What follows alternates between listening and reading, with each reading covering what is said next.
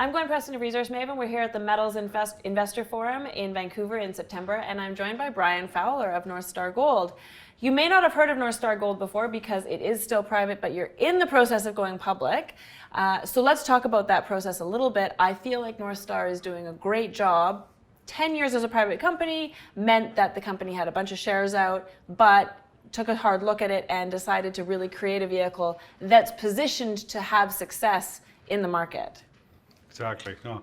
Northstar just this past March undertook the initiative they recognized what was going on and the opportunity that was there. So the company wanted to go public. To bring that about, the company had to augment the directors and management. I was part of that, and we brought in some very accomplished and highly respected people from the capital markets investment side, mining and exploration development. So we got a very well-rounded board. In addition to that, the company had to bring in restructure. Like you said, it's been around for a number of years. So there were 150 million shares out. So prior to that, the company undertook a 6-for-1 rollback in conjunction with a private placement. So we raised about $650,000 to just before we actually started to go public. We're sponsored, co-sponsored by Haywood and Canaccord. We're very pleased for that. And so we've been aggressively marketing this thing. We got our final receipt just at the end of June, which was unfortunate because July and August isn't typically the best time to go out and raise capital. But we're in September now, and it's going much, much better.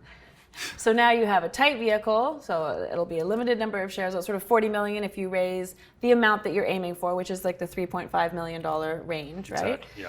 And then you'll have a tight share structure and the money to go out and explore. You actually have 3 projects, all of which are pretty interesting, but in the interest of time here, we'll focus on the Miller project, which will be your focus initially. Now, Miller's in Kirkland Lake. Kirkland Lake is a great gold camp.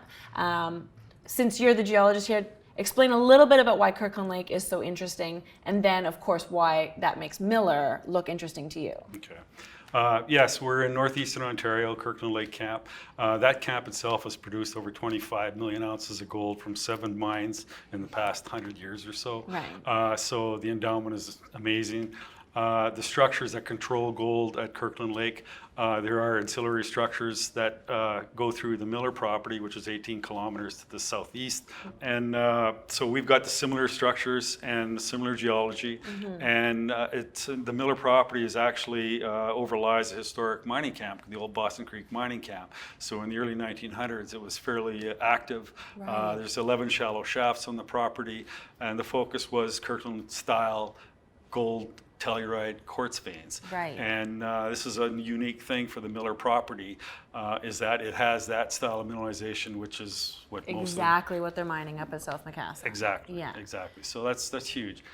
And there is Northstar, between previous owners and then Northstar, there's been a fair bit of work on this project of late, and that includes a historic resource that has the kind of grade that people love today, like it's a high grade thing. So as you attack this project, once you get all this corporate legwork done, talk about the plan here. So you're going to look at the resource that exists and then look at a couple of the other targets that are also really, really interesting. Exactly. There is a historic resource that was calculated in 1987, primarily by vertical drill holes. So what we plan on doing is to re-drill that to a certain degree to bring it to the 43101 compliance standards. But we also have a number of other very, very compelling targets that are in vertical structures. So any past vertical drilling, you don't have a hope of intercepting this. So we've got a much better understanding of the geology and the constraints of the mineralization. We've got a feeding structure, Catherine Fault, that goes through the heart of the property that is very similar to the amalgamated break that Kirkland Gold just discovered, a new zone 250 meters away at 5,000 feet down with drill intercepts of 2,500 grams per ton gold over 1.8 meters. So these systems, when you're in them, they're amazing. They've got incredible depth extent, and they're incredibly rich. And Kirkland Lake is in rich gold. Macassa, I believe the grade there is 25 grams per ton.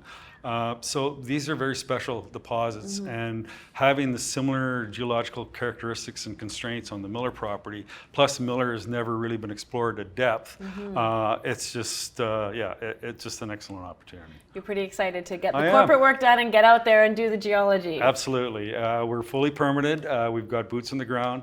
As soon as we close our IPO, we want to undertake a $1.1 million drill program. We've got a two-phase program at $2.2 million, which would involve 7,000 meters of drilling, more geophysics, 3D IP, and gravity and mag work. And surface stripping, which has proved very, very effective in the past.